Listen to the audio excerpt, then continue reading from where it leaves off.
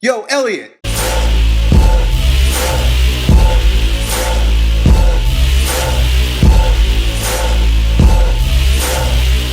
You got this question about rack pulls from our buddy Remy. He doesn't even actually call it rack pulls. He just asserts or alludes to the fact that when he deadlifts, he tends to pull it out of the rack as opposed to off the floor. He's a newbie. He says he's been lifting only a couple months now. Things are going well, but he's kind of confused as to whether or not this is going to detract from his ability to build a shapely, super strong, awesome body.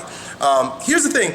I'm giving you the terminology associated with what you're doing. It's called rack pulls, and power lifters tend to add rack pulls to their routines. There are a few benefits and there's some detriment to you adding this, especially as a beginner.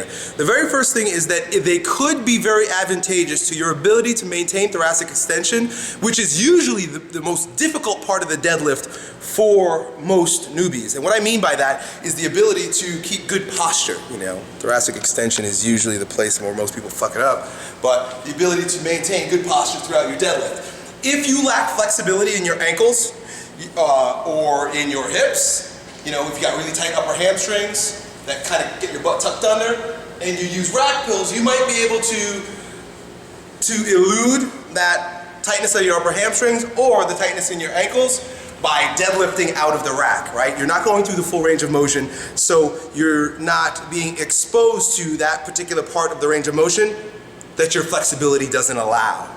But at the same time, because you are using really good form, I'm talking about stick on your back form like you've seen me teach people in other videos, so on and so forth. If you're using that type of form, I would say yes, please, absolutely. You know what? It may be a good idea to build up your thoracic extension, build up that ability to really keep the spine aligned and build that big, massive, bubbly, bumpy, badass back by doing proper deadlifts out of the rack. If you must, and if you're a beginner, it's going to be a cool thing.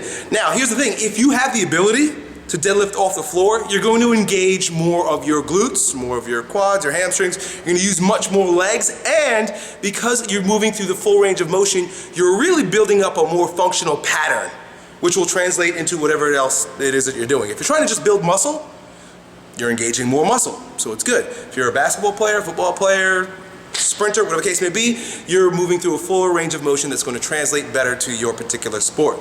So that's, I kind of gave you the good and bad there. The good is that it's going to force you into thoracic extension in absence of the muscular imbalances that you might have. The bad is that you're not moving through the full range of motion, which is taking away from your ability to engage a lot more muscle and work through a range of motion that is analogous to your sport. So there you have it, dude. They're not bad. It's not good. It's not bad. There are no exercises that are bad per se. It's what do you want? What are you willing to do? All these exercises are like medicine.